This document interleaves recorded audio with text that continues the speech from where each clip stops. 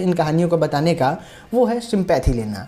अब आप ये कहेंगे कि बाप रे, आपको कैसे पता, आप बड़ा ज्ञानी बन रहे हैं।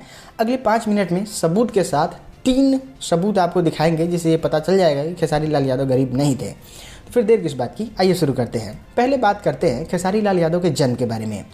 जन्म की कहानी जब खेसारी लाल यादव सुनाते हैं तो मेरे आंखों में आंसू आ जाता है कि वो तेरी खेसारी लाल यादव कितने ज़्यादा गरीब थे। लेकिन जब फैक्ट देखते हैं तो कहानी कुछ और ही निकलती है। खेसारी का कहना है कि जब मेरा जन्म हुआ था, जब मैं पैदा हुआ था तो मेरी माँ मुझे दूसरे के घर में पैदा की। बारिश में मेरा घर ढह गया था और घर में रहने की संभावना थी ही नहीं। भाई साहब कुछ ज़्यादा नहीं हो गया ये? मतलब कुछ भी। लेकिन दूसरा फेज जब फैक्ट की तरफ देखते हैं तो खेसारी लाल यादव के घर में 1986 में एक मोटरसाइकिल आया था। पूजा होला। अच्छा। पहिलका पूजा यही गाड़ी के होई, ओकरा बाद में सब गाड़ी के पूजा होला। अच्छा। अब आप ये पूछेंगे कि आप देखने गए थे क्या 1986 में मोटरसाइकिल आया था कि नहीं आया था? सबूत है भाई मेरे पास, इसलिए हम आपको बता रहे हैं। देखिए, एक कंपनी है स्कॉट जो कि भारत में बस 10 साल के लिए बिजनेस किया था और वो बिजनेस पीरियड था 1985 से लेके 1996 तक का। अब देखिए, खेसारी लाल यादव के घर में वो बाइक उस साल के में मौजूद थी। अब बताइए कि जो इंसान के पास रहने के लिए घर नहीं होगा, खाने के लिए खाना नहीं होगा, एक पैंट को 7 भाई पहनता होगा, उसके घर में 15,000 रुपये का मोटरसाइकिल होगा। जितने लोगों को ऐसा लगता है कि क्या कीमत होगी 1986 में 15,000 रुपये की, तो घर वापस जाके जब अपने पिताजी का गांड खुजा रहे होगे ना, तो पूछना उनसे कि क्या थी 15,000 रुपये की कीमत। दूसरे फैक्ट की तरफ चलते हैं। खेसारी लाल यादव जब 10 साल के हुए तो खेसारी का ऐसा कहना था कि मेरे पिता की गरीबी इतनी थी कि मेरे पिता माँ लाते थे प्याज, सड़ा हुआ प्याज पापा लाते थे। उसको सड़ा हुआ निकाल के जो अंदर का गुद्दा होता था ना, तो उनको फ्री में मिल जाता था। तो फ्री में मिल जाता था तो सड़ा हुआ ही प्याज मंडी में जो फेंक देते हैं ना, वो उठाते थे पापा और वो लाते थे और सड़ा हुआ सब ऊपर से हटा के अंदर की गुद्दा निकाल कर उसको काटते थे और चना में बनाकर पापा बेचते थे। अब हम एक तस्वीर आपको दिखाना चाहते हैं। ये तस्वीर है, इस तस्वीर को थोड़ा गौर से देखिए। ये तस्वीर उसी समय की है जब खेसारी लाल यादव की उम्र 10 साल की थी। अब बहुत सारे लोग ये बोलेंगे कि खेसारी लाल यादव का कोई होगा करीबी जो इनका फ़ोटो इस तरह से खींच लिया होगा, क्योंकि खिंचवाने के लिए तो पैसा होगा नहीं खेसारी लाल यादव के पास। दोस्तों, इनके बॉडी पे जो पैंट है वो देखिए, इनके पैरों में जो जूता है वो देखिए, इनकी कमीज़ देखिए और इनके चश्मे को देखिए। आपको लगता है कि ये बंदा जब उस समय इतने ज़्यादा कपड़े को मेंटेन कर सकता है, वो बंदा गरीब होगा? छोड़िए, ये दोनों बात आपके कहने पे झूठ मान लेते हैं क्योंकि ये सोशल मीडिया की कहानी है। अब कुछ लोगों से आपको मिलवाते हैं और फिर आपको बताते हैं कि एक्चुअल मामला क्या था।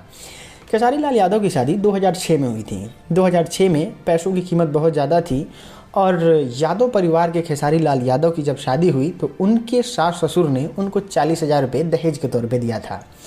कितना नगद तय कैले नहीं? 40,000 और कुछ पूछिएगा जाके अपने पिताजी से कि पिताजी 2006 में अगर किसी को रेडियो मिलता था और साइकिल मिलता था तो कितना बड़ा बात होता था। तो पापा कहेंगे कि अरे बाप रे, जो समय जिसको रेडियो और साइकिल मिल जाता था ना, उसके लिए तो समझिए कि बाप रे वो राजा है। लेकिन खेसारी लाल यादव को पैसे के नाम पे मिला था 40,000 रुपये। अब सवाल ये कि खेसारी लाल यादव ने 40,000 रुपया लिया और तब खेसारी लाल यादव कहते हैं कि मेरी शादी के बाद मेरी स्थिति भूखमरी वाली हो गई थी। अब एक बात बताइए कि जब आपके पास 40,000 रुपया था ही, आपके ससुर जी के अनुसार, आपके सासू माँ के अनुसार, तो आप तो उस समय कुछ भी कर सकते थे। 2006 में 40,000 रुपये की मिसाद और वैल्यू बहुत ज़्यादा थी। आप दुकान खोल सकते थे, आप बिजनेस कर सकते थे। और आप जानते हैं, आप जो दर्शक हैं वो भी जानते हैं कि 40,000 रुपये की कीमत 2006 में क्या थी। आज तो जन्म नहीं लियो ना भाई, जानते हो ना 2006 में कितनी थी 40,000 रुपये और सोने के सिकड़ी की कीमत। खैर, आगे बढ़ते हैं। खेसारी लाल यादव जाते हैं दिल्ली और दिल्ली जाने की कहानी में सुनाते हैं कि मैं दिल्ली जब गया तो मेरी स्थिति बहुत ज़्यादा ख़राब थी और मैं लिट्टी चोखा का दुकान खोला था और उससे हमारा भरण पोषण होता था और पापा हमारे उस समय ही चना बेचते थे ट्रेन में जाके। दोस्तों, हम बताते हैं खेसारी लाल यादव का दिल्ली जाने का मकसद क्या था। खेसारी लाल यादव भोजपुरी फिल्म इंडस्ट्री में आने से पहले एक अच्छे फैमिली से बिलोंग करते थे, इसलिए इनके पापा चाहते थे कि मेरा बेटा सिंगर बने। सिंगर के तौर पे खेसारी लाल यादव को सबसे पहले 12,000 रुपये दिए मंगरू यादव। जो कि खेसारी लाल यादव ने डुबा दिया और उससे उनका कोई रिजल्ट नहीं निकला। दूसरी बार मंगरू यादव ने 15,000 रुपये दिया, उससे भी खेसारी लाल यादव उसको डुबा दिए। तीसरी बार खेसारी लाल यादव ने 25,000 लगा के गाना गाया और वो वायरल हो गया और खेसारी लाल यादव का नाम होने लगा। लेकिन हम आपको बता दें, ये सारी चीज़ें हुई दिल्ली में। खेसारी लाल यादव बहुत अच्छे से जानते थे कि अगर हम अपने गांव में रहते हैं तो यहाँ से कुछ नहीं हो सकता है, क्योंकि ना यहाँ स्टूडियो अच्छा है, ना यहाँ गायकी का कोई स्कोप है और ना ही यहाँ पे हम ज़्यादा पैसे कमा सकते हैं। इसलिए खेसारी लाल यादव दिल्ली आते हैं, दिल्ली आके अच्छे अच्छे स्टूडियो में गाना गाते हैं और गाना गाने के बदौलत ये बिहार में बहुत ज़्यादा फेमस हो जाते हैं। फेमस होने के बाद खेसारी लाल यादव जाते हैं 3 दिन के लिए तिहाड़ जेल।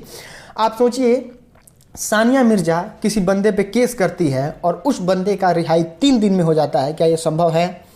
अगर आप पे या हम पे सानिया मिर्जा केस कर दे आज के समय में, तो आपका बेल करवाने में अगर आपकी गलती नहीं भी होगी तब भी सालों लग जाएगा। लेकिन खेसारी लाल यादव का बेल 3 दिन में हो गया। आया था एक बार, इसलिए 3 दिन जेल था मैं।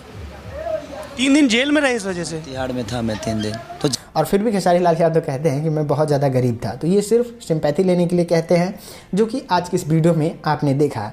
अब आप ऐसा नीचे कमेंट में कहिएगा तू झूठा है, तू मक्कार है, तो तू पैसा लेता है। देखिए, इससे हमको कोई आपत्ति नहीं है। हम जानते हैं कि सोशल मीडिया पे बहुत सारे लोग होते हैं, कोई खेसारी को पसंद करते हैं, कोई नापसंद करते हैं। लेकिन हम आपसे जितने लोग मतलब जागरूक हैं उनसे ये कहना चाहते हैं कि एक कमेंट कीजिए, लेकिन हमको गलत साबित करके दिखा दीजिए कि हाँ, तुम जितना बात बोले हो उसमें से एक शब्द यहाँ था जो कि गलत था। मैं सही बता रहा हूँ आपको, आप जो कहिएगा वो करने के लिए मैं तैयार हूँ।